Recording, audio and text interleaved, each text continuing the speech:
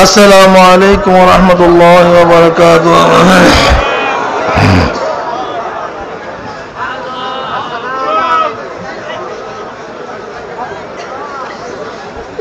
الحمد لله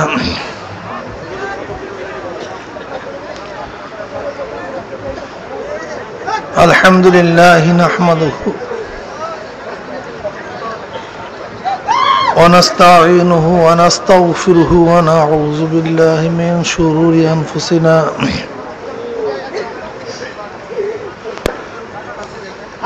من يهد الله فلا مضل له ومن يضلله فلا هادي له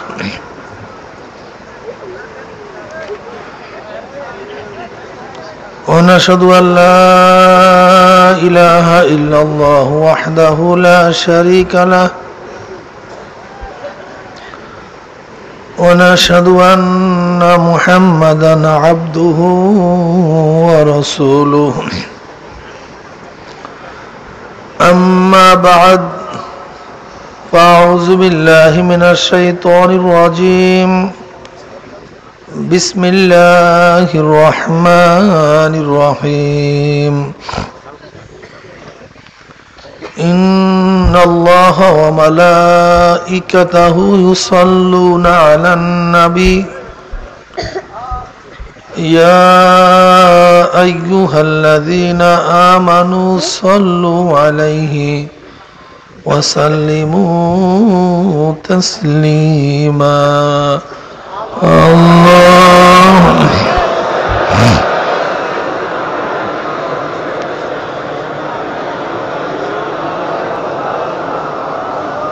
صلى الله عليه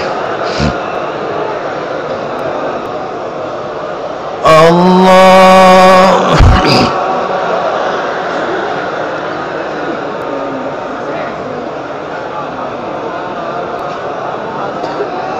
صلى الله اللهم صل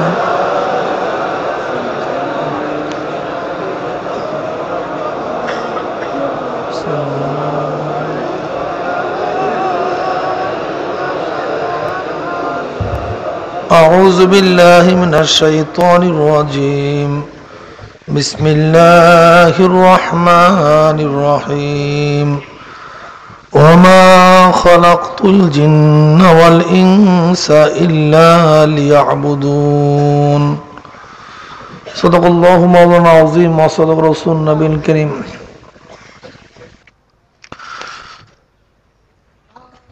الله فكر بندا জনাব মুহাম্মদ রাসূলুল্লাহ সাল্লাল্লাহু আলাইহি ওয়াসাল্লামের উম্মতগণ,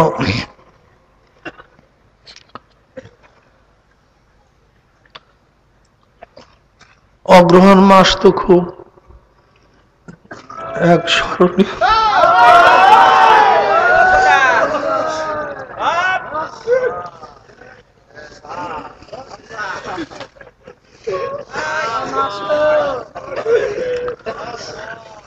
অগ্রহণ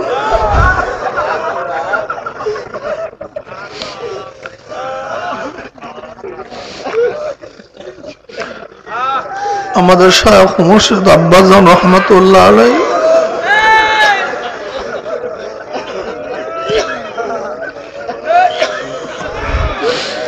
আমাদের ছেড়ে এই দুনিয়া থেকে বিদায় হয়ে গেছে।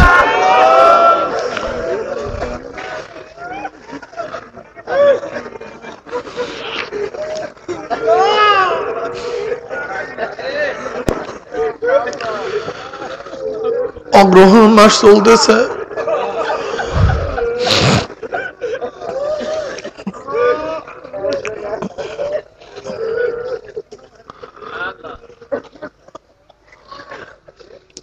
আল্লাহ পাক রব্বুল আলামিন এই অগ্রহণ মাসের মাহফিলে আপনাকে আমাকে দুনিয়ার সমস্ত ঝামেলার থেকে মুক্তি দিয়ে এই আল্লাহওয়ালাদের পরিবেশে আসার মতো তৌফিক দান করছেন। শুকরিয়া দান সবাই বলে আলহামদুলিল্লাহ। কিছু ভাই আসছিলেন, আমাদের দিকে বিদায় হয়ে গেছেন। কিশু ভাই আসার নিয়াত করছিলেন, আসতেও পারেন নাই। জানি না কার কতটুকু হায়াত আছে। আল্লাহ পাকের শুকর, আল্লাহ পাক রব্বুল আলামিন আপনাকে আমাকে এখনো হায়াতে রেখে নেক কাজ করার তৌফিক দান করছেন, বহুত বড় নেয়ামত। হাদিসের মধ্যে আসছে ওই হায়াত সবচেয়ে উত্তম হায়াত, যেই হায়াত দীর্ঘ হবে তার মধ্যে নেকও বেশি হবে। আর সবচেয়ে নিকৃষ্টতম হায়াত ওই হায়াত যে হায়াত দীর্ঘ হবে আর গুনাহও বেশি থাকবে। কাজে যেই হায়াত গুনার জন্য হয় ওই হায়াতের কোনো প্রয়োজন কোনো মুমিনের নাই।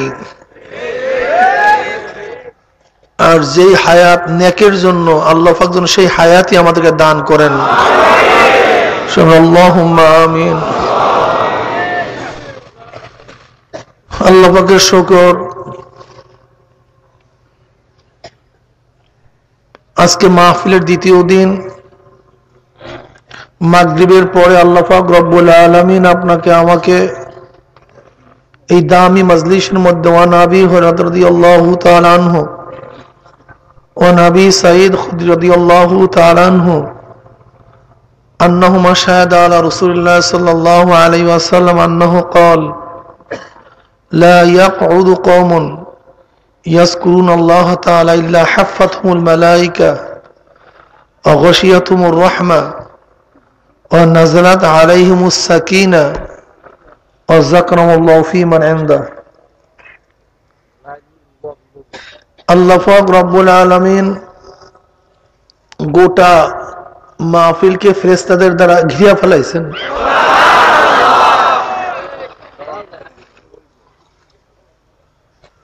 আল্লাহ পাক রব্বুল আলামিন এই মাজলিসের মধ্যে রহমত এবং সাকিনা বর্ষণ করতেছেন। আল্লাহ পাক রব্বুল আলামিন আমাদেরকে নিয়ে ফেরেশতাদের মধ্যে গর্ব করতে আছেন, আলোচনা করতেছেন।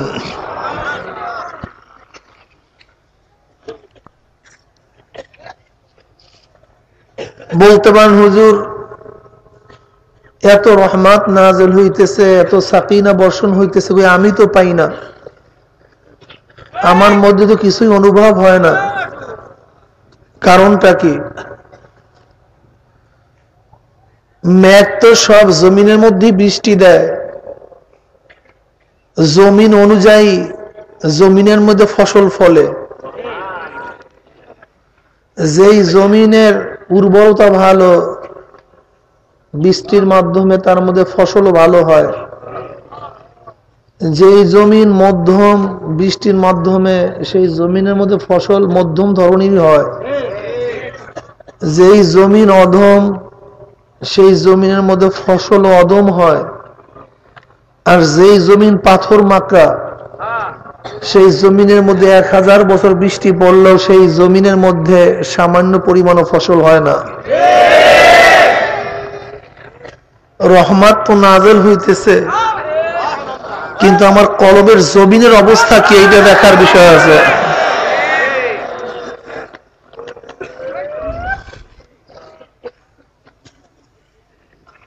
রহমত তো বর্ষণ হইতেছে, কিন্তু আমার পাত্র ঠিক আছে কিনা সেই রহমত ধরার মতো, সেইটা দেখার বিষয় আছে। যদি পাত্র না থাকে, টিউবওয়েল যতই পানি দেবে আপনি সামান্য পরিমাণ পানি নিয়েও ফিরতে পারবেন না। আবার আপনার পাত্র যদি ছিদ্র থাকে, তাহলে যতই পানি পড়বে সেই পানিও থাকবে না। ঠিক আমাদের কলবের অবস্থাটা কি, কলবের জমিনের অবস্থাটা কি? যদি কলব ভালো হয় আলহামদুলিল্লাহ, সে অবশ্যই রহমত অনুভব করতে পারবে, সে সাকিনা অনুভব করতে পারবে।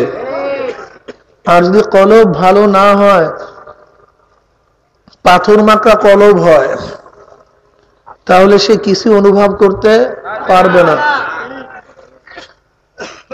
আল্লাহ পাকের শুকর, এই জমিনের মধ্যে এমনও কিছু কলবওয়ালা লোক আছেন যারা আসলে অনুভব করতেছে।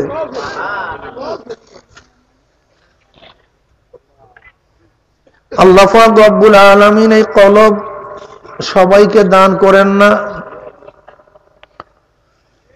সবাইর উপর আল্লাহ পাক রহমত নাযিলও করেন না। ওয়ালাকাদ জারানা লিজাহান্নামা কাসীরাম মিনাল জিন্নি ওয়াল ইনস লাহুম কুলুবুন লা ইয়াফকাহুনা বিহা। কলব আছে কিন্তু আল্লাহ পাক বুঝার শক্তি দান করেন নাই। ওয়ালাহুম আয়ুনুন লা ইবসিরুনা বিহা ওয়ালাহুম আযানুন লা ইয়াসমাউনা বিহা উলাইকা কাল আনআমি বাল হুম আযাল উলাইকা হুম গাফিলুন। এই কপাল পোড়ার কপাল এমন ভাবেই পুড়ছে, এমন ভাবেই পুরা পুড়ছে, কলব একেবারেই মারা গেছে। এই কলবের মধ্যে 1000 বছর বৃষ্টি পড়লেও কলব আর জিন্দা হবে না। কিন্তু যাদের মাটি মাকড়া কলব, মাটি মাকড়া দেখবেন শুকনার সিজনে মাটি একেবারে ফাটিয়া যায়, পাথরের মতো শক্ত হয়ে যায়, কাউর গায়ে মারলে মানুষ মারা যায়।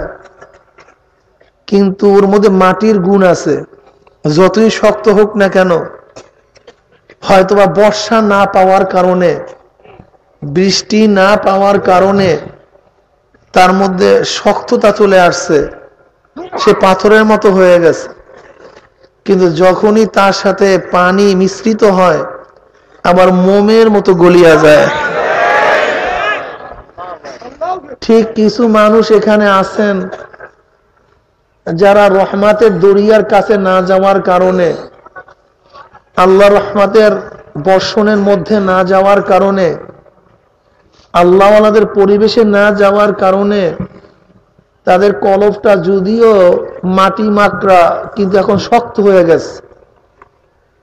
নামাজ পড়ে না, রোজা রাখে না, পর্দা করে না, গুনাহ ছাড়ে না, কিন্তু যখনই ওই কলবের মধ্যে রহমতের বৃষ্টি পড়ে ওই কলবগুলি একেবারে মোমের মতো নরম হয়ে যায়।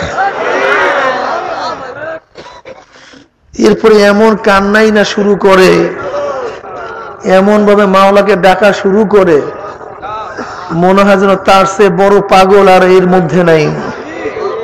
কিরকম আছে না? আল্লাহ পাক রব্বুল আলামিন আমাদেরকে কেন সৃষ্টি করছেন এই বিষয় সম্পর্কে আল্লাহ পাক রব্বুল আলামিন কালামে পাকের মধ্যে ফরমান, ওমা খলাকতুল জিন্না ওয়াল ইনসা ইল্লা লিয়াবুদুন। আমি মানুষ এবং জিনকে সৃষ্টি করছি একমাত্র আমার ইবাদতের জন্য। কার ইবাদতের জন্য? আল্লাহ পাকের ইবাদতের জন্য। আমাদেরকে সৃষ্টি করার উদ্দেশ্য একমাত্র মাওলা পাকের গোলামি, এছাড়া আমাদের সৃষ্টি করার আর কোনো উদ্দেশ্য নাই। আমরা আবেদ, মাওলা মাবুদ, যাহা কিছু করি তার নাম ইবাদত। আমরা কি বলেন? কি মাওলা যাহা কিছু করি, এই ইবাদত যেই পন্থায় পদ্ধতি কানুন অনুযায়ী করতে হয় তাকেই বলা হয় শরিয়ত। শরিয়ত মানেই পন্থা, রাস্তা, কানুন, নিয়ম। শরিয়তের শাব্দিক অর্থ রাস্তা, পন্থা, পদ্ধতি, নিয়ম। যেই নিয়ম অনুযায়ী ইবাদত করা হয় তাকেই বলা হয় শরিয়ত। শরিয়ত অন্য কোনো জিনিস না। শরিয়ত বলা হয় যেই পদ্ধতিতে পন্থা কি করা হয় তাকে কি বলা হয়? এই শরিয়তই আল্লাহ পাক রব্বুল আলামিন আল্লাহর হাবিবকে দান করছেন। আল্লাহ পাক বলেন, সুম্মা জাআলনাকা আলা শরিয়তিন মিনাল আমর ফাত্তাবিআহা ওয়ালা তাত্তাবি'ু আল্লাযীনা লা ইয়ালামুন। আগেকার ইহুদি খ্রিস্টানরা শরিয়ত অনুযায়ী, নবীদের নিয়ম অনুযায়ী আমল না করার কারণে ওরা গুমরাহ হয়ে গেছে, ধ্বংস হয়ে গেছে। আল্লাহ পাক বলেন, দ্বীনের মধ্য থেকে বিশিষ্ট নিয়মে স্বতন্ত্র এক কায়দা আপনাকে আমি নির্ধারণ করছি, দান করছি। আপনি শরিয়তেরই অনুকরণ করবেন, ইত্তেবা করবেন, অনুসরণ করবেন। খবরদার কোন জাহেল, কোন মূর্খদের, তাদের জোহালাত, তাদের এই মূর্খতার অনুসরণ কোন অবস্থাতেই আপনি করবেন না। যেই সমস্ত ভাইরা বলেন যে আমরা মারেফাত মানি, শরিয়াত মানি না, যারা এই কথা বলেন, এই কথাটার দলিল আপনার কাছে কোনো কিছু আছে কি নাই, প্রথম এই বিষয়ে আমাদেরকে জানতে হবে। যারা আপনারা বলেন যে আমরা মারেফাত মানি, শরিয়াত মানি না, যারা এই কথা বলেন অথবা এইভাবে বলেন, মারেফাতের এমন একটা তফকা আছে যেই তফকা যাওয়ার পরে শরিয়তের আর অনুসরণ করার প্রয়োজন নাই, এই কথা যারা বলতেছেন, আমি তাদের কাছে প্রশ্ন করব, আপনার কাছে এই কথার কোনো দলিল আছে কিনা, কোনো ভিত্তি আছে কিনা? অবশ্যই আপনার এই কথার পিছনে আপনি কোনো দলিল দিতে পারবেন না, বরং শয়তান আপনার মধ্য থেকে এই কথাগুলি উঠাইতেছে, বলতেছে আপনাকে গোমরাহ করার জন্য, আপনাকে ধ্বংস করার জন্য। যেরকম বিভিন্ন ধর্ম অবলম্বী মানুষদেরকে শয়তান বিভিন্ন কায়দায় বুঝাইছে যে তুমি এইটা পূজা করো, তোমার এই ফায়দা হবে, তুমি এই পূজা করো, তোমার এই ফায়দা হবে, তুমি এইটা কাজ করো, এই ফায়দা হবে। যেরকম বিভিন্ন ধর্মের লোক খ্রিস্টানদেরকে শয়তান বুঝাইছে যে তুমি কেন ইবাদত করতে যাবা, তুমি এত কষ্ট করতে যাবা কেন? তাহলে মসিহ ইবনে ঈসা, ঈসা ইবনে মসিহ, ঈসা ইবনে মসিহ, সে কেন শুলে চড়ছে? সে শুলে চড়ছে কেন? তাকে আল্লাহ পাক কেন বানাইছেন? খ্রিস্টানদের ধারণা হলো এই যে যেহেতু নবী আদম আলাইহিস সালাতু ওয়াস সালাম নাউযুবিল্লাহ গুনাহ করার কারণে দুনিয়াতে গুনাহ শাস্তি ভোগ করার জন্য আসছেন, কাজে তার ঔরাসে যত জন্ম হবে সবাই গুনাহগার। যেহেতু বাবা আদম তিনিও গুনাহগার, কাজে তার ঔরাসে যারাই জন্মগ্রহণ করবে তারাও কি গুনাহগার। কাজে এক গুনাহগার আর এক গুনাহগারকে সুপারিশ করতে পারে না, মাফ করাতে পারে না, গুনার থেকে মুক্তি দিতে পারে না। এর জন্য নবী ঈসা আলাইহিস সালাতু ওয়াস সালামকে আল্লাহ পাক রব্বুল আলামিন আদমের ঔরাস থেকে জন্ম না দিয়া আল্লাহ পাক ভিন্ন কায়দা এর জন্যই জন্মগ্রহণ করাইছেন, যেন আদমের কোনো পাপ তার গার মধ্যে না লাগে। নাউযুবিল্লাহি মিন যালিক। এর জন্য নবী ঈসা সে খোদাই পুত্র, সে যত খ্রিস্টান আছে সমস্ত খ্রিস্টানদের গুনাহ অগ্রিম সে মাফ করাইয়া ফেলাইছে, অগ্রিম। আগত কিয়ামত পর্যন্ত যত খ্রিস্টানরা দুনিয়াতে আসবে, যত অন্যায় করবে, এই অন্যায়ের কোনো শাস্তি তাদের আর হবে না। নবী ঈসা আলাইহিস সালাতু ওয়াস সালাম অগ্রিম সমস্ত গুনাহ মাফ করাইয়া পাদ্রীদের কাছে জিম্মা দিয়া গেছে। এখন পাদ্রীরা যদি বাস পাদ্রীদেরকে যদি তারা শ্রদ্ধা করে, সম্মান করে, চুম্বন করে আর পুরুষের মধ্যে চুমা দেয়, তাহলে খ্রিস্টানরা জেনা, ব্যভিচার, সুদ, ঘুষ যাই করবে না কেন সব মাফ হয়ে যাবে, আর গুনাহ তাদের আমলনামায় থাকবে না। এই বিশ্বাস থাকার কারণে দুনিয়ার মধ্যে সবচেয়ে বেশি গুনাহ করে খ্রিস্টানরা। ওদের মতো গোটা দুনিয়ার মধ্যে আর দ্বিতীয় কেউ গুনাহ করে না। কারণ ওদের ধারণা যে আমরা কেন কেন ন্যাক করতে যাব, আমরা তো আমাদের পাদ্রীকে শ্রদ্ধা করব, পাদ্রীরা ঈসার কাছে শ্রদ্ধা করবে, সুপারিশ করবে, ঈসা আলাইহিস সালাম আমাদেরকে নাজাত দিয়ে দিবে। ঠিক কিছু কিছু খ্রিস্টানরা, নামধারী কিছু মুসলমানদের মধ্যে ওরিয়েন্টালিস্টের এই মিথ্যা তাসাউফ সুফিসাম ওর থেকে নিয়ে আসছে যে আমি পীরের কাছে মুরিদ হইছি, আমি যদি ইবাদত করি তাহলে পীরের কাছে কেন মুরিদ হইতে যাব, ইবাদত তো পীর করবে, আমি পীরকে শ্রদ্ধা করব, সম্মান করব, পীর আমাকে নাজাত দিয়ে দিবে।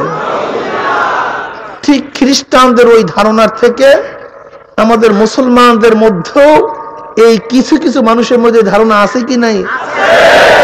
এর জন্য দেখবেন যত বেদাতি আছে, যত বেদাতি ভণ্ড ফকির আছে, এদের কোন মুরিদি ঠিক মতো ইবাদত করে না। তারা শুধু পীরের সন্তুষ্টি অর্জন করার জন্য ব্যস্ত থাকে, পীরের সামনে গিয়া সব সময় দুই হাত জোর করে থাকে, পীরকে শ্রদ্ধা করে, সম্মান করে, পীরকে সেজদা করে। ঠিক ওই খ্রিস্টানদের যেই হুবাহু বিশ্বাস, ওই বিশ্বাসটাও তাদের মধ্যে ঢুকাইয়া দিছে। তুমি কেন ইবাদত করতে যাবে? ইবাদতটা তো তোমার পীর, তোমার ইবাদত করার কোনো প্রয়োজন নাই। তুমি যদি তোমার পীরকে সন্তুষ্ট করতে পারো, পীর তোমাকে শাফায়াত করিয়া জান্নাতে নিয়ে যাবে। এর জন্য তারা তাদের পীরকে শ্রদ্ধা করে, সম্মান করে, আল্লাহকে রাজি খুশি করার জন্য তারা কোনো চেষ্টাই করে না। এর খ্রিস্টানদের থেকে নিয়ে আসছে, আবার হিন্দুদের থেকেও কিছু নিয়ে আসছে। তা আবার কি, যদি কোন এক হিন্দুকে প্রশ্ন করেন, ভাই তুমি কালীকে কেন পূজা করলা, কেন তুমি কালীকে পূজা করলা, তুমি কি সৃষ্টিকর্তা মানো না? অমনি সে বলবে, অবশ্যই আমি খালেক মানি, আমি সৃষ্টিকর্তা মানি, কিন্তু সৃষ্টিকর্তার কাছে সমস্ত ক্ষমতার অধিকারী তিনি, এইটা আমি মানি না। সমস্ত ক্ষমতা তার কাছে আছে, এইটা আমি মানি না। বরং বিকেন্দ্রীকরণ হয়ে গেছে, ক্ষমতা ভাগ হয়ে গেছে। তা আবার কি, বিদ্যা বুদ্ধি দেওয়ার মালিক এখন আল্লাহ নাই, বিদ্যা বুদ্ধি দেওয়ার মালিক সরস্বতী। যদি একটা হিন্দুর কাছে প্রশ্ন করেন, ভাই তুমি গণেশকে কেন এত শ্রদ্ধা করতে আসো, এত সম্মান করতে আসো, অমনি সে জবাব দিবে, যদি আমি গণেশকে রাজি করতে পারি তাহলে গণেশ আমাকে ধনী বানায়া দিবে, আমি আর গরিব থাকবো না। যদি আপনার প্রশ্ন করেন কালীকে কেন তুমি পূজা করতেছো, অমনি সে জবাব দিবে, কালীকে যদি আমি সন্তুষ্ট করতে পারি, রাজি খুশি করতে পারি, তাহলে আমার ঝোলা, কলেরা, বসন্ত, ডায়রিয়া, আমার রোগ শোক কিছুই হবে না। কাজে খালেক তো আছে, তার কাছে ক্ষমতা নাই, বিধায়ী ক্ষমতা বিকেন্দ্রীকরণ হওয়ার কারণে আমি দেবীকে পূজা করি, কালীকে পূজা করি, আমি মনসা দেবীকে পূজা করি, গঙ্গী দেবীকে পূজা করি। তাদেরকে রাজি খুশি করতে পারলে আমার এইটা হবে না, সেইটা হবে না, আমি এইটা পাবো, সেইটা পাবো, এরকম ধারণা আছে না? ঠিক হুবাহু হিন্দুদের ওই ধারণার থেকে আমাদের মুসলমান নামীয় কিছু বদমাশরা এই এলমে মারিফাত নামে, এলমে তাসাউফ নামে এই ধারণা সৃষ্টি করছে যে তুমি পীরের কাছে চাও, খালেক তো ঠিকই আছে, কিন্তু উলুহিয়াতের দায়িত্ব তখন পীরের কাছে চলে আসছে। উলুহিয়াত, খোদাই শক্তি, এটা কার কাছে আসছে? পীরের কাছে চলে আসছে। বাস তুমি আল্লাহর কাছে কেন পোলা চাইতেছো, তুমি আল্লাহর কাছে কেন ধনী হওয়ার জন্য চাইতেছো, তুমি কেস থেকে মুক্তির জন্য কেন আল্লাহর কাছে সেজদা করিয়া তার কাছে কেন কানাকাটি করতেছো? যাও তুমি যে তোমার পীরের কাছে বলো, বাবা আমাকে ছেলে দাও, বাবাই তোমাকে ছেলে সন্তান দান করবে। যাও তোমার পীরের কাছে গিয়া বলো, আব্বু আমি গরিব হয়ে গেছি, বাবা আমাকে ধনী বানায়া দাও। তুমি পীরকে রাজি করো, পীর তোমাকে ধনী বানায়া দিবে। যাও তুমি কেসে পড়ছো, তুমি আল্লাহর কাছে কেন চাইতে যাও? তুমি পীরের কাছে গিয়া বলো, হে আমার বাবা আমি কেসের মধ্যে পড়ছি, আমাকে কেস থেকে মুক্তি দিয়া দাও। তোমার ব্যবসা হয় না, যাও তুমি পীরের কাছে গিয়া বলো, আমার ব্যবসা হচ্ছে না, ব্যবসায় লস খেতেছে, আমাকে ব্যবসা থেকে মুক্তি দিয়া দাও। অমনি তোমার পীর তোমাকে মুক্তি দিয়া দিবে। যেরকম হিন্দুরা একটা মূর্তিকে যেই আকীদায় যেই বিশ্বাসে পূজা করতেছে, ঠিক আমাদের দেশেও কিছু হিন্দুদের ঠাকুরদের থেকে এই ওরিয়েন্টালিস্টরা, এই খ্রিস্টানরা মুসলমানদের মধ্যে এই তাসাউফ ঢুকাইয়া দিছে। যাও, তুমি বিপদ আপদে পড়ছো, পীরের মধ্যে এমন ক্ষমতা আছে, এমন খোদাই শক্তি আছে, পীর তোমাকে সব কিছু দান করবে, তোমাকে সব জিনিস থেকে নাজাত দিয়ে দিবে। কি আছে কি নাই? হুবাহু, একলা হুবাহু, হুবাহু মিল। কি বলা ঠিক না? দেখছেন একটা স্বচ্ছ সুন্দর তাসাউফের মধ্যে, একটা ভালো জিনিসের মধ্যে খ্রিস্টানরা কত কৌশলে কি জিনিস ঢুকাইয়া দিচ্ছে। দেখছেন অনেক পীরের বীর্যাঙ্গুলি চোয়, দেখছেন এটা কোথা থেকে আসছে? এটা হিন্দু ঠাকুরদের থেকে।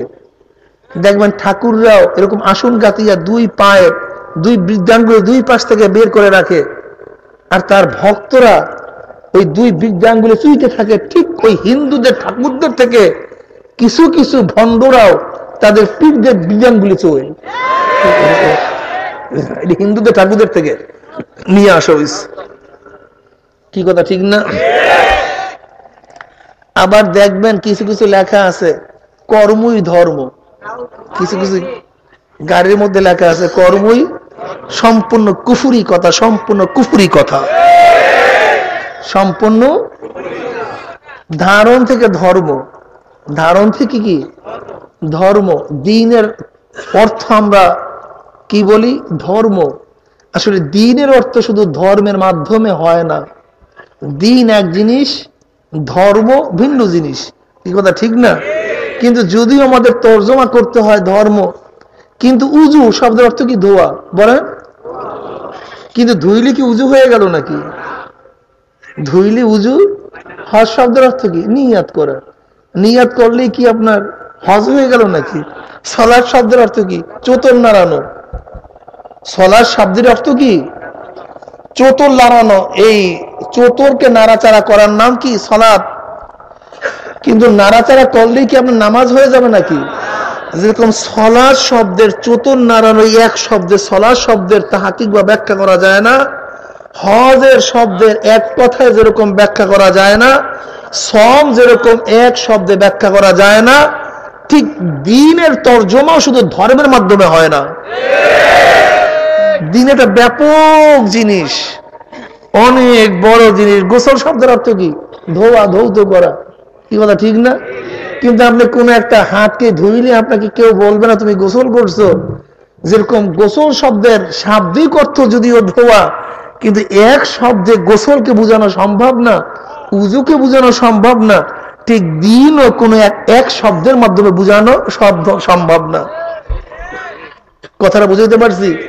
ঠিক শরিয়াতকেও কোন এক শব্দের মাধ্যমে বোঝানো কি না সম্ভব না। এটা ব্যাপক জিনিসের নাম কি? শরিয়ত। এই শরিয়তের তিনটা অংশ। কয়টা অংশ আছে? যেটা আকীদা এবং ঈমানের সাথে সম্পৃক্ত সেই ইলমকে বলা হয় ইলমুল কালাম। বাহ্যিক আমলের সাথে যে ইলম বা জ্ঞানের সম্পৃক্ততা আছে তাকে বলা হয় ইলমুল ফিকহ। আর গোপনীয়তা ইলমে বাতিনের সাথে যে ইলমের সম্পৃক্ত আছে তাকে বলা হয় ইলমুত তাসাউফ। কি বলা হয়? এই ইলমে তাসাউফের মধ্যে আসিয়াই তিনটা গ্রুপ হয়ে গেছে। কয়টা গ্রুপ হয়ে গেছে? একদল আছে যারা তাসাউফ নিয়ে শুধু মাতামাতি করে, শরীয়তের খবর নাই, যারা বিভিন্ন জায়গার থেকে, হিন্দুদের থেকে, খ্রিস্টানদের থেকে, বৌদ্ধদের থেকে ধার করা বিভিন্ন তাসাউফ নিয়ে আসছে। আর একদল হুবাহু তাসাউফকে অস্বীকার করছে। এই লামুজহাবি তথাকথিত আহলে হাদিস, যেরকম আমাদের দেশে আছে মওদুদী সাহেবের জামাত যারা আছে, তাসাউফকে পুরোপুরি অস্বীকার করছে। এরা পীর মতিকে অস্বীকার করছে। পীর আবার কি? তাসাউফ আবার কি? এগুলি আসলো কোথার থেকে? আবার তরিকা কি? এরা তরিকা বুঝে না, তাসাউফ বুঝে না। এইটা নিয়ে তাদের খুব বেশি ইশকাল আছে, বেশি আপত্তি আছে। যেগুলো আবিষ্কৃত, তারা ওই বাতিল পীর ফকিরদের উপরে কিয়াস করিয়া হক পীরদেরকে অস্বীকার করিয়া, শুধু অস্বীকারই করে না, আমাদেরকে তারা মুশরিক বলে। আমরা আগেই বলছি শরীয়তের কয়টা অংশ আছে? 3টা, ঠিক না? আকীদার সাথে সম্পৃক্ত ইলমুল কালাম, বাহ্যিক আমলের সাথে সম্পৃক্ত ইলমুল ফিকহ, বাতিনের সাথে সম্পৃক্ত তাকে বলা হয় কি? ইলমে তাসাউফ। এই শরীয়তের উপর চলার জন্য কোরআন এবং হাদিসের ভিত্তিতে উলামায়ে কেরাম, মুহাক্কিক কেরাম যে পদ্ধতি এবং পন্থা আবিষ্কার করছেন তাকেই বলা হয় তরিকা। কি বলা হয়? তরিকা শব্দের অর্থ রাস্তা, পদ্ধতি, পন্থা। তরিকা শব্দের অর্থ কি বলেন? কি? রাস্তা, পদ্ধতি, পন্থা। কোন পন্থায় কাজ করবেন? এখন তাদের আবার আপত্তি, এত তরিকা কেন? চিশতিয়া, সাবরিয়া, নকশবন্দিয়া, মুজাদ্দিদিয়া, সরওয়ার্দিয়া, মুহাম্মাদিয়া, এত তরিকা হবে কেন? কোরআন এক, তরিকাও তো এক থাকবে। হাদিস এক, তরিকা তো এক থাকবে। কেবলা এক, তরিকা তো এক থাকবে। যারা মূর্খ মানুষ তাদেরকে এই কথা বোঝানোটা খুবই সহজ হয়ে গেছে। রসুল এক, আল্লাহ এক, এত তরিকা কেন? তাই কোরআন এক না ভিন্ন? তাই পদ্ধতি এত হবে কেন? কিরাতুল কোরআন পদ্ধতিতে শিখতে হবে কেন? নুরানি পদ্ধতি কেন হবে? নাদিয়া পদ্ধতি কেন হবে? জামালুল কোরআন পদ্ধতি কেন হবে? বলেন তো, কোরআন তো এক, এত পদ্ধতি কেন শিখতে গেলেন আপনি? তাহলে কোন পদ্ধতিতে পড়ো? তাহলে নাদিয়া, সেখানে কোরআন পড়ায় না বাইবেল পড়ায়? বলে কিরে বাবা, তুমি তোমার মাদ্রাসায় কোন পদ্ধতিতে পড়ো? কলমে নুরানি পদ্ধতিতে। সেখানে কি আপনাকে জবুর পড়ায় না কোরআন পড়ায়? এখানে নুরানি এবার নাদিয়া আসলো কোথার থেকে? আবার কিরাতুল কোরআন পদ্ধতি আসলো কোথার থেকে? একই কোরআন বিভিন্ন পদ্ধতিতে পড়লে যদি আপত্তি না হয়, তো একই ইলমে বাতিন এবং ইলমে শরিয়ত বিভিন্ন পদ্ধতি, বিভিন্ন তরিকা শিখলে আপত্তি কেন হবে? আপত্তি হতে পারে না। কথা ঠিক না? কোরআন তো এক, কিন্তু শিখার পদ্ধতি হইতেই পারে। বুখারী এক না ভিন্ন? তাহলে কেন বলতেছেন যে আমি হাটাজারিতে বুখারী পড়ি, কেউ বলে আমি ফরিদাবাদ পড়ি, কেউ পড়ে আমি চরমোনাই পড়ি, কেউ পড়ে আমি লালবাগ পড়ি? লালবাগ কি পড়েন? বুখারী পড়েন না অন্য কিছু পড়েন? লালবাগ মাদ্রাসা হইল কেন? ফরিদাবাদ মাদ্রাসা হইল কেন? বুখারী একটা মাদ্রাসায় পড়বো গোটা দুনিয়ার মধ্যে?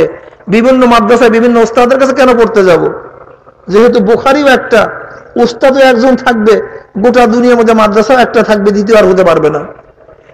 এই কথা বললে আমাকে পাগল বলবেন না ভালো বলবেন? হুবহু বলবেন এটা আস্থা পাগল হয়ে গেছে। আরে ভাই, একই বুখারী বিভিন্ন উস্তাদের দ্বারা পড়তে আপত্তি করি, আর জায়গা অনুযায়ী যদিও পড়ায় বুখারী, কিন্তু পড়ি আমরা হাটাজারি মাদ্রাসায়। বলে যদিও পড়ি বুখারী, বলি চরমোনাই মাদ্রাসায়। কি কথা ঠিক না?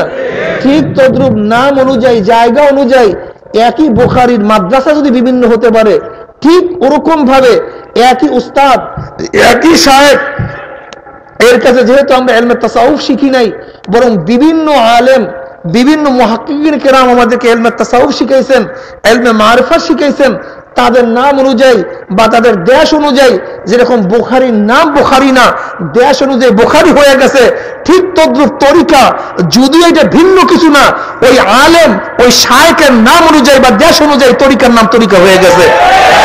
চিশতিয়া, সাবরিয়া, কাদরিয়া, নকশবন্দিয়া, মুজাদ্দিদিয়া। কি কথা ঠিক না? যদি একই বুখারী বিভিন্ন তরিকায় বিভিন্ন পন্থা, বলে কি রে ভাই, তুমি রাশাদ কিসে পড়ো কেন? দারুর রাশাদে পড়ে কেন? কোথায় পড়ো? দারুর রাশাদ। বলে শর্ট কোর্সে পড়ি। কি কোর্সে পড়ি? শর্ট কোর্সে পড়ি। আজ পর্যন্ত কেউ কি প্রশ্ন তুলছে যে তুমি দারুর রাশাদে পড়ো, শর্ট কোর্সে পড়ো? বলে কি রে ভাই, তোমার মাদ্রাসা কেন? আমি হুজুর আলহামদুলিল্লাহ শর্ট কোর্সের মাদ্রাসা করছি, শর্টকাটে। তা আবার কি? বলে অন্য জায়গায় দাওরা পাস করতে 12 বছর লাগে, আমার এখানে 8 বছর লাগে। এরকম মাদ্রাসা আছে কি নেই? বলে বাবা তুমি কি করছো? বলে হ্যাঁ হুজুর, আমি আরো সুন্দর মাদ্রাসা করছি। তা আবার কি? বলে ইনশাআল্লাহ আমি 6 বছর আলহামদুলিল্লাহ, একটা ছেলে যদি মেট্রিক পড়ে বা এই পর্যন্ত পড়ে, তাহলে 6 বছরই বাস আমি তাকে দাওরা ফারেক করে দেই। এর নাম কি মাদ্রাসা? Short course, shortcut.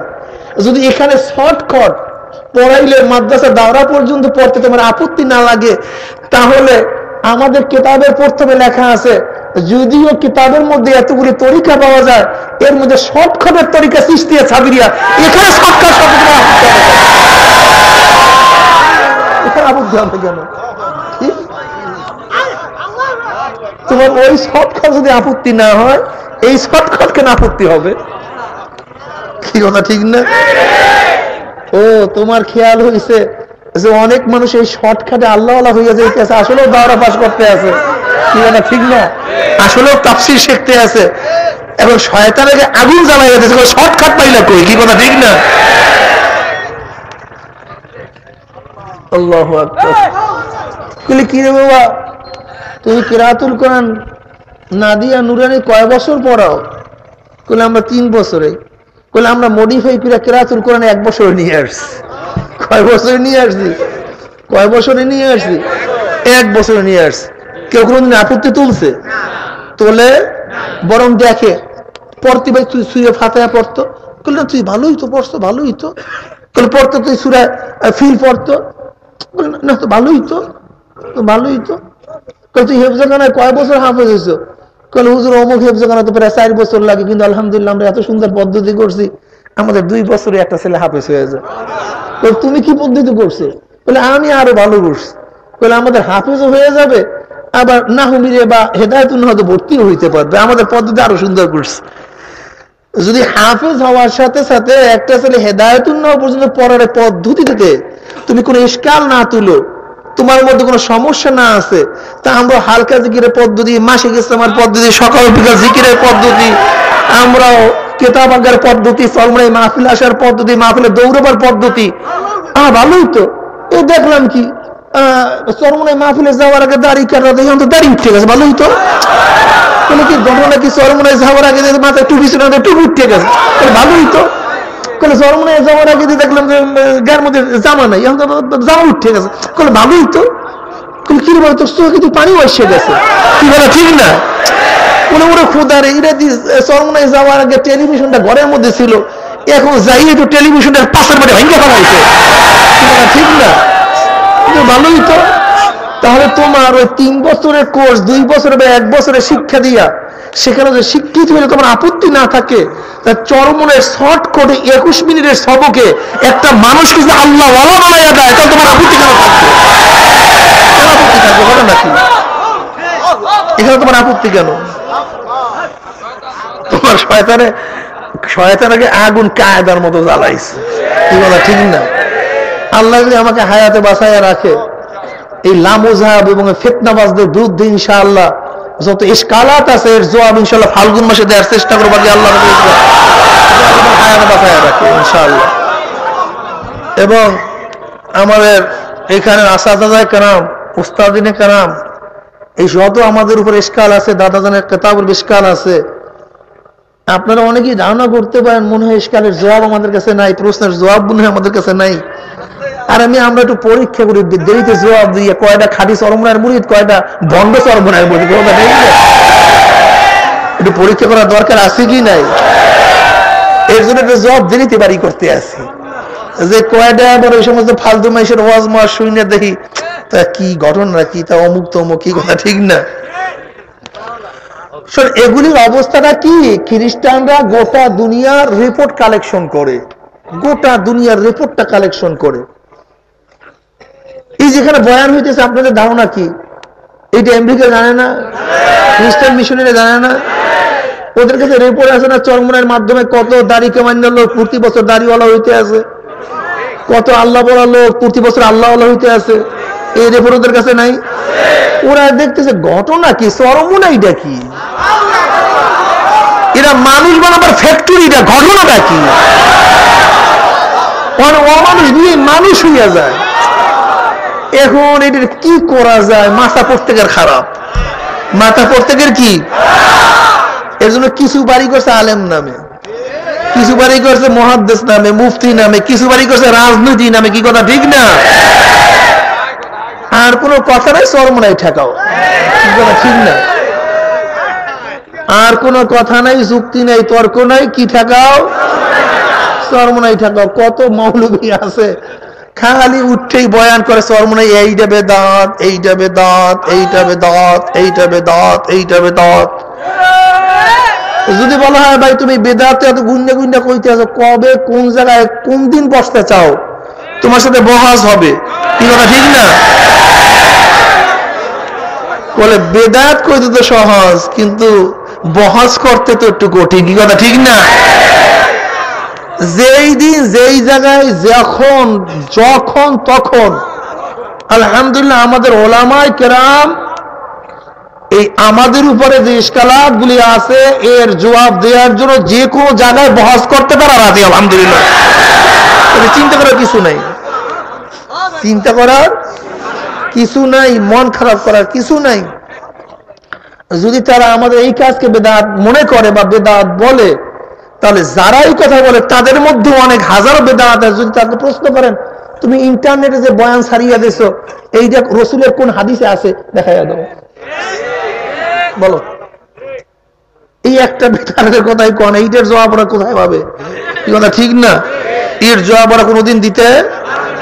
যাই হোক, একদল ইলমে তাসাউফের নামে মিথ্যা বন্ডামি শুরু করছে, আর একদল তাসাউফ কি করছে, অস্বীকার করছে। বলে পীর মুরিদি বলতে কিচ্ছু নাই, এগুলি কোথাও নাই। যেইগুলি এই কথা বলে ওদের মধ্যে হেদায়েতও নাই। আমার কথা না, আল্লাহ নিজেই বলে মাইয়াহদিল্লাহু ফাহুয়াল মুহতাদ ওয়া মাই ইউদ্লিল ফালান তাজিদ লাহু ওয়ালিয়্যাম মুরশিদা। আল্লাহ পাক কালামে পাকের মধ্যে সূরা কাহফের মধ্যে ফরমান মাইয়াহদিল্লাহু ফাহুয়াল মুহতাদি ওয়া মাই ইউদ্লিল ফালান তাজিদ লাহু ওয়ালিয়্যাম মুরশিদা। আল্লাহ পাক যাকে হেদায়েত দিবেন সে হেদায়েত প্রাপ্ত। বলেন, যাকে হেদায়েত দিবেন, আর যাকে হেদায়েত দিবেন না, নবী হে পাবেন না আপনি তার জন্য কোন ওলিয়ে মুর্শিদ। জোরে বলেন সুবহানাল্লাহ। কি পাবেন না? ওলিয়ে মুর্শিদ। ফালান তাজিদ লাহু ওয়ালিয়্যাম মুর্শিদা, কোন সাহায্যকারী মুর্শিদ আপনি তার জন্য কি পাবেন না। তা মাইয়াহদিল্লাহু ফাহুয়াল মুহতাদি, আল্লাহ পাক যাকে হেদায়েত দিবেন সে হেদায়েত প্রাপ্ত। বলেন, আল্লাহ পাক যাকে হেদায়েত দিবেন সে, যাকে হেদায়েত দিবেন না তার জন্য পাবে না কি, কোন মুর্শিদ পাবে না।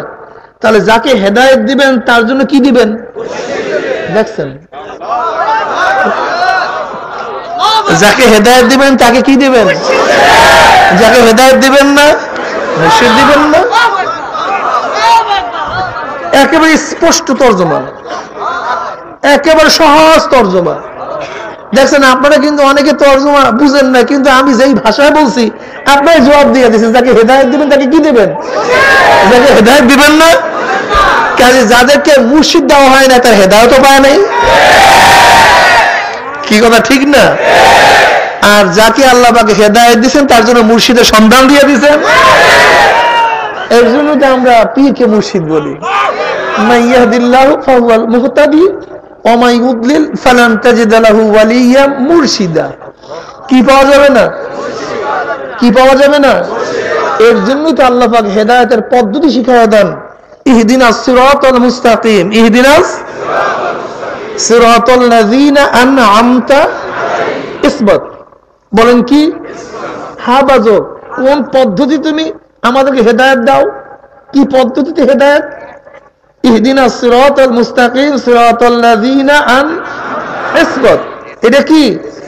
গায়রিল মাগদুবি আলাইহিম নফি। বলেন কি? দাও দিও না। বলেন কি? বলেন, বলেন আন'আমতা আলাইহিম, দাও ওই সমস্ত লোকদের পদ্ধতি অনুযায়ী হেদায়েত যারা তোমার পথে চলার পরে তারা হেদায়েত পাইয়া গেছে, পাই নাই, তুমি তাদের নিয়ামত বর্ষণ করছো। ওরকম একজন মুর্শিদের সন্ধানের জন্য আমাকে সেই সন্ধান মিলাইয়া দাও। আন'আমতা আলাইহিম, যেই মুর্শিদের উপরে তুমি নিয়ামত বর্ষণ করছো, যেই মুর্শিদের অনুসন্ধান অনুকরণ করলে আমিও হেদায়েত পাইয়া যাব।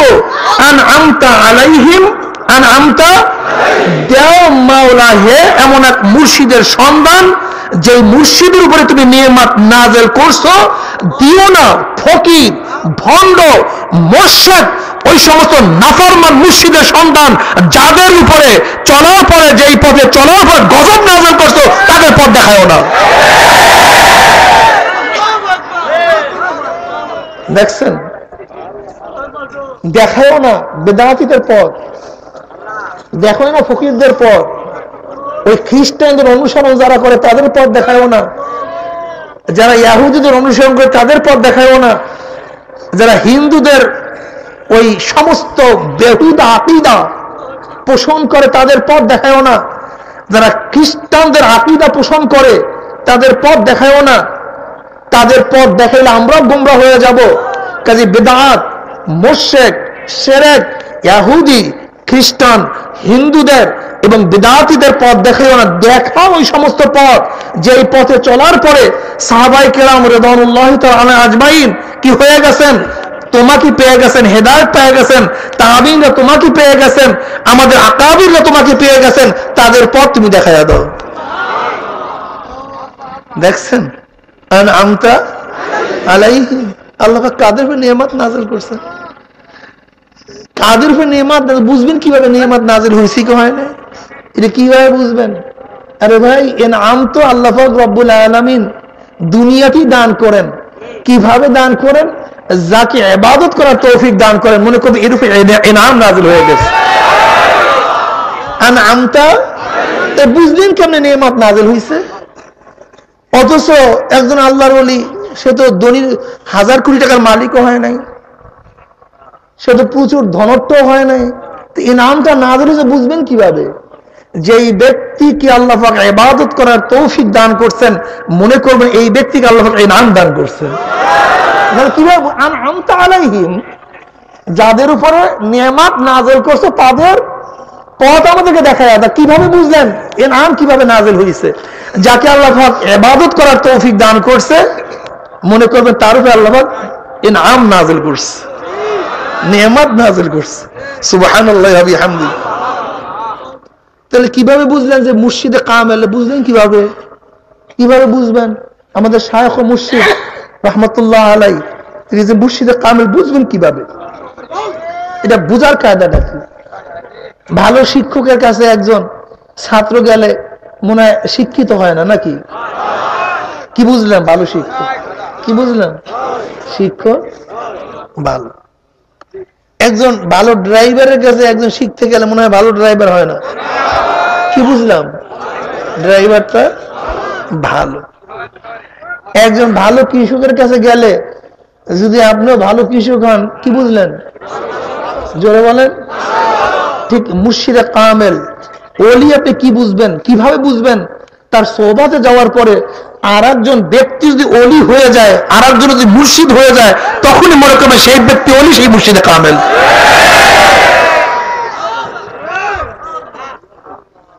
নাহলে ভালো ওস্তাদের নমুনাটা কি? ভালো কৃষকের নমুনাটা কি? ভালো ড্রাইভারের নমুনাটা কি? সেখানে যাওয়ার পরে তার অনুকরণ করলে তার মধ্যে যেই গুণটা আছে, সেই গুণটা আপনার মধ্যে ঢুকবে। তাহলে সে ভালো ওস্তাদ। বলে মুহাদ্দিস সব খুব ভালো, তার মানে তার কাছে পড়ার পর আরেকজন মুহাদ্দিস জীবন হইতে পারবে না। কি কথা বলেন না কেন? খুব ভালো পড়ায়, সে খুব ভালো ফিকহ পড়ায়, তার মানে তার কাছে পড়ার পরে 100 বছর পড়ার পরে একজন ব্যক্তি আর ফিকহ পড়াইতে পারবে না। সে ভালো ওস্তাদ কি পারবে? ঠিক তদ্রুপ বেদাতীদের কাছে 100 বছর থাকলেও আর একজন মানুষ আল্লাহওয়ালা হয় না, মনে করতে হবে ওটা ওলি না, ওটা ওস্তাদ না, ওইটা ভণ্ড। ঠিক না? কিন্তু দেখা যায় আল্লাহর ওলিদের কাছে আসলে, আল্লাহওয়ালার কাছে আসলে, ওই নিজের মধ্যে যে আল্লাহওয়ালা ভাবটা আছে, তার সোহবতে আসার কারণে সেই ভাবটা যে আছে তার মধ্যে ঢুকে যায়। এই মনে করতে আল্লাহওয়ালা মানে সেও নামাজ পড়ে, তার সোহবতে যাওয়ার কারণে যে বেনমাজিটা আসছিল সেও নামাজ ধরছে, সেও রোজা রাখে, যেই বেনমাজিটা যেইটা বেরোজদারিটাকে রোজা রাখতো না, ওই রোজাদারের কাছে আসার পরে সেও রোজা রাখা শুরু করছে। ওলিয়ে মুর্শিদের মুখের মধ্যে কিসে? ঠিক ওই দাড়ি কামান্ডা ব্যক্তি ওলিয়ে মুর্শিদের কাছে আওয়ার পরে সেও দাড়ি রাখা শুরু করে দিয়েছে। আগে চোখ ছিল শুকনা, কিন্তু ওলিয়ে মুর্শিদের কাছে আওয়ার কারণে তার চোখ ভিজা, এখন তার চোখের মধ্যে ভিজা শুরু হয়ে গেছে। ওলিয়ে মুর্শিদ সে গুনাহ করে না, ওইটা করতে গুনাহ, তার কাছে আওয়ার কারণে এখন সে গুনাহ ছেড়ে দিচ্ছে, মনে করতো এইটাই ওলিয়ে মুর্শিদ। কি কথা ঠিক না? আল্লাহ পাক এর পথ আমাকে দেখায় দিয়েছে, নিশ্চয়ই আল্লাহ পাক আমার উপর নেয়ামত নাযিল করছে। শরিয়াতকে মানতেই হবে, শরিয়াতকে বাদ দিয়া মারেফাত আসার কোনো সম্ভাবনা নাই। কি আছে নাকি? শরিয়াতরা মুকদ্দাম তার আকলু, মারেফাত আর শরিয়াত নিস বেরু। শরিয়াতকে আগে করতে হবে, কেননা শরিয়াত ব্যতীত মারেফাতের আশাই করা যায় না। এলমে বাতেন হামসু মাসকা, এলমে জাহির হামসু শির, কাইবুয়াত বে শির ও মাসকা, কাইবুয়াত বে পীর ও পীর। দেখেন বুজুর্গের দিন সব কিছু ভাঙ্গাই ফিরে গেছে, কিন্তু আমরা কেউ বুঝি কেউ বুঝি না, কেউ বুঝতে চেষ্টা করি কেউ বুঝতে চেষ্টা। এলমে বাতেন হামসু মাসকা, এলমে জাহির হামসু শির। তিনারা বলতে চান এলমে বাতেনটা হলো মাখনের মতো, আর এলমে জাহির হলো দুধের মতো। দুধ দেখা যায় না, মাখন, দুধ দেখা যায় মাখন, কিন্তু দুধ ব্যতীত কোনদিন মাখন হওয়া সম্ভব না। কত ফার্স্ট ক্লাস উদাহরণ, কত সুন্দর উদাহরণ, একেবারে উদাহরণের চরম এক উদাহরণ। এলমে বাতেন হামসু মাসকা, এলমে জাহির হামসু শির, কাইবুয়াত বে শির ও মাসকা। না, কখনো শির ব্যতীত মাখন পাওয়া সম্ভব না, ঠিক ওলিয়ে মুর্শিদ ব্যতীত আর একজন দেশীয় ব্যক্তিও হেদায়েত হওয়া সম্ভব না। আল্লাহু আকবার, সুবহান আল্লাহু আকবার। তাই তুমি এখন বলো যে হুজুর আমার দুধের প্রয়োজন নেই, আমার মাখনের প্রয়োজন। কোন পাগল তোমাকে কি মাখন দিতে পারবে? বলে হুজুর আমার বিয়ের প্রয়োজন নেই, আমার সন্তানের প্রয়োজন। বলে হুজুর আমার গাছের প্রয়োজন নেই, আমার আমের প্রয়োজন। কি জোরে বলেন? কেউ দিতে পারবে? যেমন গাছবিহীন কেউ আম দিতে পারবে না, বিবাহ শাদী ব্যতীত কেউ তোমাকে সন্তান দিতে পারবে না, দুধ ব্যতীত যেরকম মাখন দিতে পারবে না, ঠিক শরীয়তের উপর আমল করা ব্যতীত তোমার মধ্যে কোনোদিন মারিফাত অর্জন হতে পারে না। আরে ভাই, মারিফাতটা আসবে কোথায়? মারিফাতকে যদি আপনি মনে করেন গোপন একটা স্বাদ, ধরেন একটা স্বাদ, এটা কি একটা স্বাদ, এটা লজ্জা বা মজা, যেই মজাটা নিহিত থাকে দেখা যায় না। যেমন রসগোল্লার বাহ্যিক এক রূপ, তার ভিতরে আর একটা স্বাদ আছে যেটা নিহিত দেখা যায় না। কি কথা ঠিক না? এখন তুমি যদি বলো হুজুর এই স্বাদটা আমাকে ঢুকাইয়া দেন, আমি রসগোল্লাটা খাইতে পারবো না, কোন পাগলে তোমাকে এই স্বাদ ঢুকাইতে পারবো আমাকে বলো তো ভাই? তাহলে হুজুর আমাকে ঘ্রাণটা দেন, কিন্তু আমি ফুলটাকে দেখতে চাই না, ফুল ব্যবহার করতে চাই না, আমাকে ঘ্রাণ দিয়া দেন, আমি আতর লাগাইতে চাই না, আমি উদ্দেশ্য ঘ্রাণ, কাজে আমি আতর লাগাইতে যাবো কেন? আমাকে আপনি ঘ্রাণ দিয়া দেন, আমি আতর লাগাইতে চাই না। কোন পাগলে তোমাকে আতরবিহীন ঘ্রাণ দেখাইতে পারবে? কোন পাগলে তোমাকে ফুলবিহীন তোমাকে সেই ঘ্রাণ দেখাইতে পারবে? ঠিক লুজ্জাত বা স্বাদ মারিফাতের আসবে তো নামাজের মধ্যে, যখন সিজদায় গিয়ে সুবহান রাব্বিল আলা হয়ে টান মারবা, তখন তোমার মধ্যে মজা লাগবে। তুমি সিজদাই করলা না, তুমি মজাটা পাবা কোথায় আমাকে বলো তো? আজীব ব্যাপার, কেমন পাগলের কথা! এর সাথে বড় পাগল দুনিয়াতে নাই, এর সাথে বড় আহাম্মত দুনিয়ার মধ্যে নাই। কি কথা ঠিক না? নির্যাস একটা জিনিস, তোমার প্রয়োজন বুঝলাম, কিন্তু নির্যাসের মধ্যে, নির্যাস যার মধ্যে থাকে সেই জিনিসকে অর্জন করা ব্যতীত, নির্যাস যার মধ্যে নিহিত থাকে ওই জিনিস অর্জন করা ব্যতীত নির্যাস কোনোদিন অর্জন করা সম্ভব না। ঠিক ইবাদতের মধ্যে ডুব না দেওয়া পর্যন্ত মারিফাত অর্জন হওয়া সম্ভব না। তুমি তো জিকির করবা লা ইলাহা ইল্লাল্লাহ, না এই লা ইলাহা ইল্লাল্লাহ জিকির করলেই তোমার মধ্যে একটা মজা আসবে, যেই মজাটা আমি তোমাকে বুঝাইতে পারবো না, তুমি আমাকে বুঝাইতে পারবো না। কি কথা ঠিক না? এটা কোনো বৈজ্ঞানিক কোন দার্শনিক বোঝানো সম্ভব না। মিষ্টি স্বাদ কি ধরনের এইটা বোঝা যায়, বোঝানো সম্ভব না। মিষ্টি স্বাদ কি ধরনের, কি স্বাদটা কেমন, এটা বুঝা যায়, বুঝানো যায় না। কি বলা ঠিক না? ঠিক ইলমে তাসাউফ, ইলমে মারিফাতের মধ্যে, এই তরিকাত পন্থীদের মধ্যে যে হালাত, যে অবস্থা, যে লুজ্জা, যে স্বাদ আসে, তুমি এই দরিয়ার মধ্যে ডুব দেওয়ার আগ পর্যন্ত তোমাকে কোনোদিন বোঝানো সম্ভব না। তুমি যতই যুক্তি দাও না কেন, যত যুক্তি দাও, তুমি 1000 বছর যুক্তির পিছনে পড়তে পারো, কিন্তু অরিজিনাল স্বাদ তোমাকে বোঝানো সম্ভব না।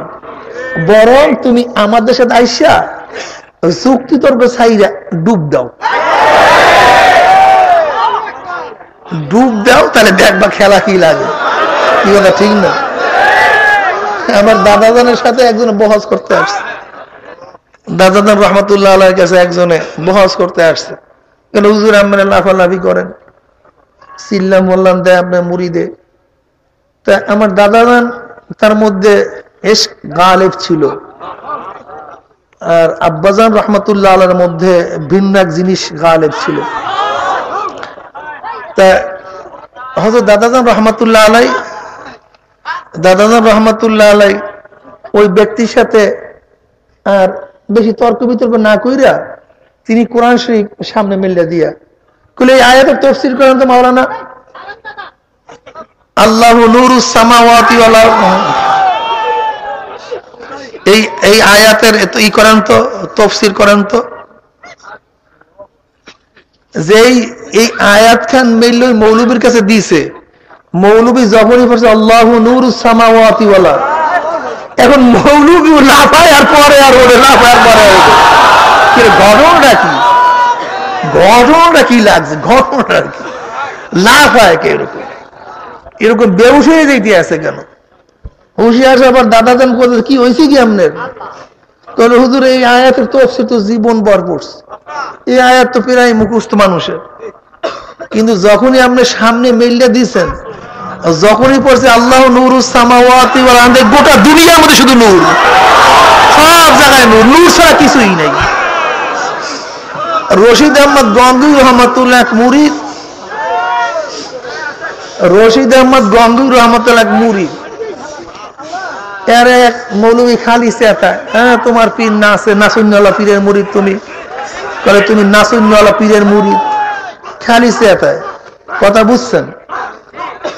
এখন ওই আলেম ব্যক্তি হুজুরের কাছে বল, হুজুর খালি এইভাবে চেতায় আমাকে, নাসুন্নওয়ালা পীরের মুরিদ তুমি। বলে যাও, আজকে যখন ওই ব্যক্তি তোমাকে এই কথা বলবে যে নাসুন্নওয়ালা পীরের মুরিদ, তখন তুমি ফট করে বললে দেবা সে নিজে নাচেও নাচায়ও। কথা বুঝলেন? নিজে নাচে নাচায়ও।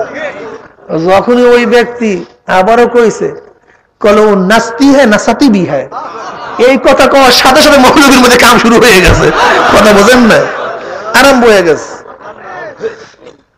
আলাম ইয়ানিল্লাযীনা আমানু আন তাখশা কুলুবুহুম লিযিকরিল্লাহ। হযরত হাসান বসরি রাহমাতুল্লাহ আলাইহি এই আয়াতের বয়ান করতেছেন, আলাম ইয়ানিল্লাযীনা আমানু আন তাখশা কুলুবুহুম লিযিকরিল্লাহ। হাসান বসরির মতো লোক, তাবিঈন, সমস্ত পীরের পীর, কি কথা ঠিক না, শায়েখের শায়েখ, মুর্শিদের মুর্শিদ, সে বয়ান করতে, বোঝেন তো মজলিসের অবস্থাটা কি? মজলিসের অবস্থা পেতাল। আলাম ইয়ানিল্লাযীনা আমানু আন তাখশা কুলুবুহুম লিযিকরিল্লাহ। মুমিনের জন্য কি সেই সময় এখনো আসে নাই যে মাওলার জিকিরে তাদের কলবের মধ্যে কম্পন সৃষ্টি হওয়ার কি সময় এখনো আসে নাই? বয়ানে মজলিসের মধ্যে হায়বাত পয়দা হয়ে গেছে। এক যুবক উদ্বা নামে উঠে বলতেছে, শায়েখ, সিলডান দিয়ে বয়স হয়ে গেছে, উঠে শায়েখ আমি বহুত গুনাহগার, গুনাহ করছি, বহু এত গুনাহ করছি, মাওলা কি মাফ করবে? এইভাবে আবার বেহুশি পড়ে গেছে। হাসান বসরি রহমাতুল্লাহ আলাইহি বলতেন, যুবক রে,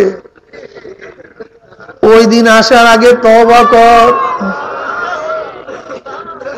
যেই দিন আর দ্বিতীয়বার তওবা করার কোনো সুযোগ নাই।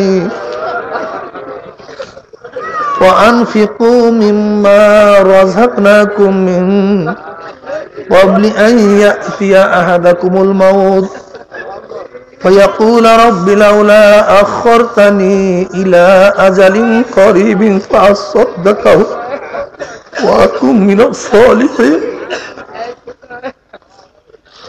ولن يؤخر الله نفسا إذا جاء أجلها الله خبير بما تعملون।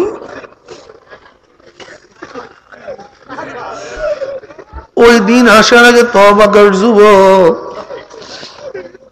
যেই দিন মৃত্যু হাজির হইলে আর হাজার চেষ্টা করলেও আর তওবা করতে পারবি না। যুবককে এই নসিহত করার পরে আবার যুবক উঠিয়া বলতে আছে, শায়েখ মাওলা কি আমাকে মাফ করবেনি? মাওলা কি আমাকে ক্ষমা করবেনি?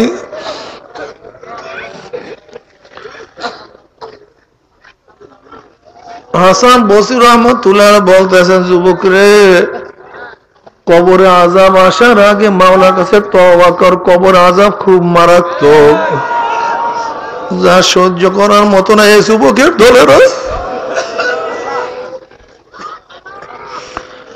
এ বুড়ার দলেরা জীবন অনেক ধ্বংস করিয়া ফেলাইছ, জীবনের শেষ সীমায় চলে আসছ।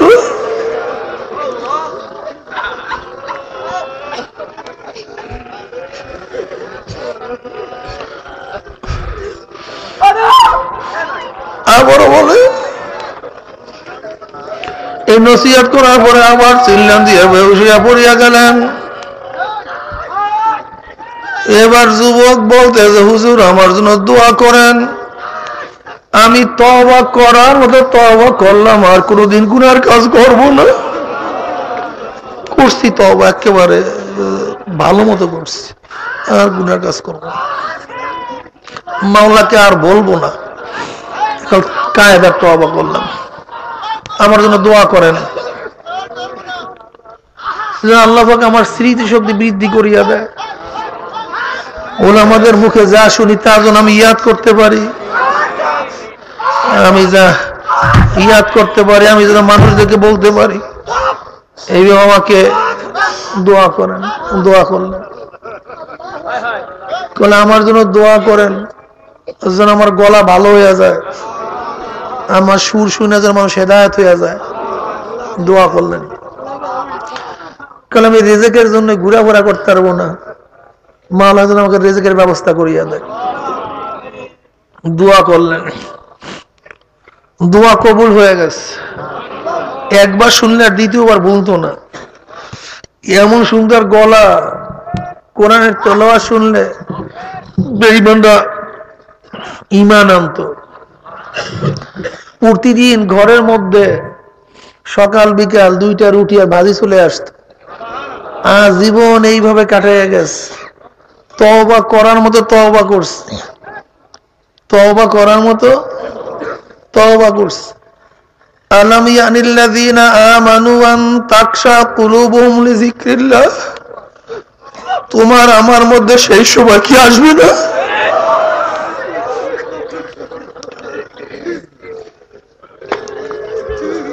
তোমার আমার কলব কি মাওলার জিকিরে একটু কাঁপবে না? তোমার আমার কলব কি মাওলার জিকিরে বিগলিত হবে না?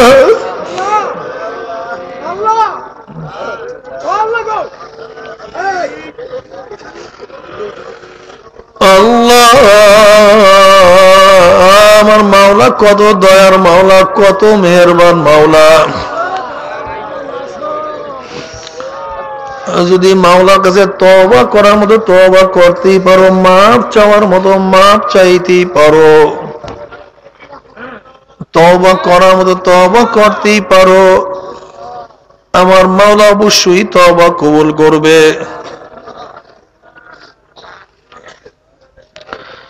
ইন্নাহু কানা লিল আওয়াবিনা গফুর।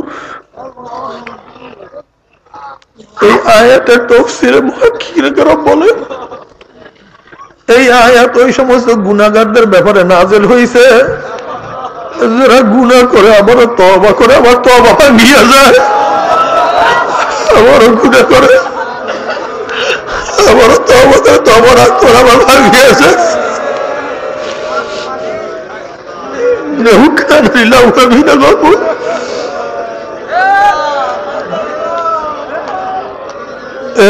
যারা চরমনের ময়দানে আসার পরেও কলব নরম হবে না, কলবের মধ্যে কম্পন সৃষ্টি হবে না, যারা চরমনের ময়দানে গৌড়াবার পরেও আমল মজবুত হবে না, খবরদার এদের কলব সম্পর্কে আল্লাহ পাক রব্বুল আলামিন কালামে পাকের মধ্যে ফরমান, সুম্মা কাসাত কুলুবুকুম মিন বাদি যালিকা ফাহিয়া কাল হিজারাতি আশাদ্দু কাসওয়া ওয়া ইন্না মিনাল হিজারাতি লামা ইয়াতাফাজ্জারু মিনহুল আনহার ওয়া ইন্না মিনহা লামা ইয়াশাক্কাকু ফায়াখরুজু মিনহুল মা وَإِنَّ مِنْهَا لَمَا يَحْبِطُ مِنْ خَشْيَةِ اللَّهِ وَمَا اللَّهُ بِغَافِلٍ عَمَّا تَعْمَلُونَ।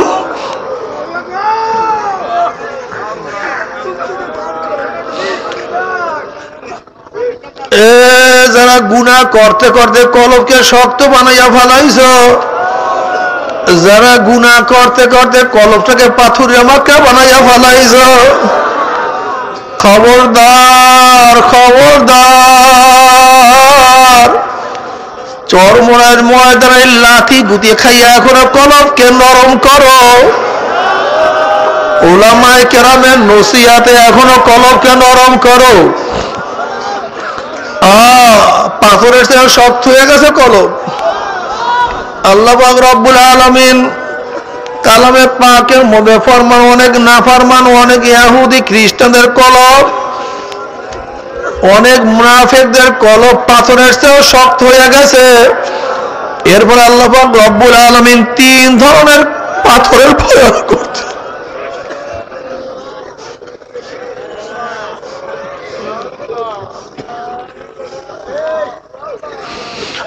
এরপর আল্লাহ 3 ধরনের পাথরের বয়ান করতে আছে।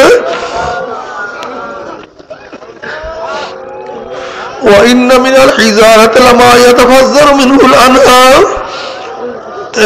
আব্দুল্লাহ, আব্দুর রহমান, রহিমা খাতুন, দেখ পাথরের অবস্থা কি আর তোমার অবস্থা কি? পাথরের মধ্যে মাওলার কি হায়বাত পয়দা হয়ে গেছে, তোমার মধ্যে মাওলার কি হায়বাত পয়দা হইল? আল্লাহ পাক কালামে পাকের মধ্যে ফরমান, কিছু কিছু পাথর মাওলার ভয়ে কানতে কানতে কানতে কানতে নহর জারি করিয়া ফেলাইছে। কিছু কিছু পাথর আমি মাওলার ভয়তে টাস টাস করিয়া ফাটিয়া তার থেকে পানি বাওয়া শুরু হইয়া গেছে।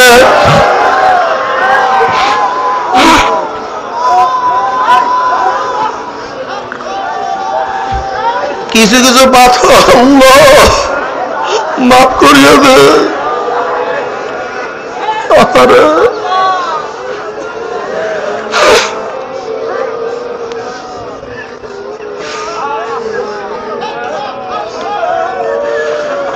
কিছু কিছু পাথর মাওলার ভয়তে এক জায়গা থেকে আর এক জায়গায় গড়াইয়া গড়াইয়া গড়াইয়া গড়াইয়া পড়িয়া যাইতে আছে। বাবারে আল্লাহ, পাথর মাত্রা কলমের মানুষেরা, আমি বুঝতে পারছি চরমনের ময়দানে তোমাদের কলম নরম হবে না, আমার বয়ানে তোমাদের কলম নরম হওয়ার তো প্রশ্নই আসে না। শোনো, এই পাথর মাত্রা কলমকে নরম করার জন্য আল্লাহ পাক জাহান্নামের মধ্যে আগুনের বড়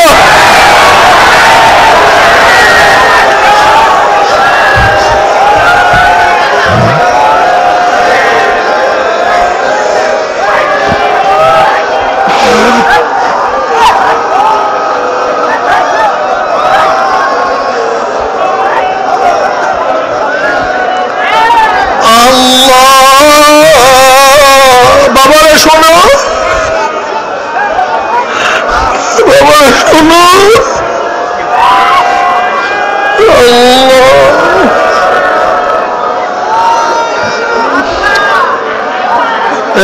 দাড়ি কামান না বাবারা, বেনুমায় হারাম করে দলারা, রিয়া করে দলারা,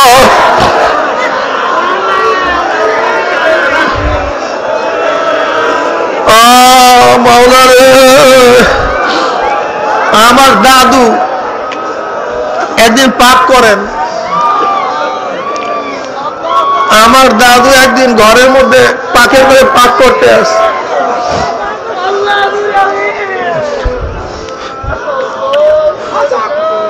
আর পাকের ঘরে হাউত হাউত করে কান্না শুরু করছে।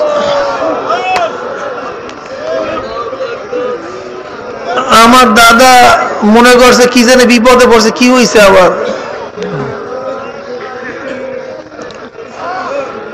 আমার দাদা দৌড়ে পাকের ঘরে গিয়ে দেখে আমার দাদু কান্দে আর গড়াগড়ি করে।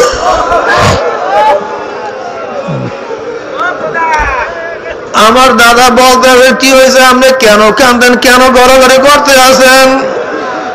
দাদু বলতেছে দেখেন আমি আম কাঠ দিয়া পাক করা শুরু করছি, যখন আম কাঠের মাথার মধ্যে আগুন লাগিয়ে গেছে, দেখেন গোড়ার থেকে পস পস পস পস করে শুরু হয়ে গেছে।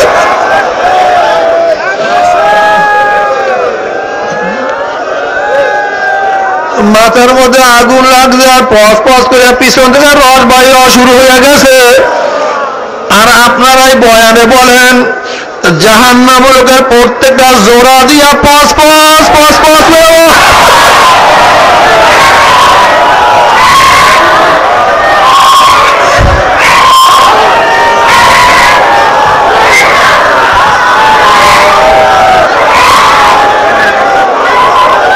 লা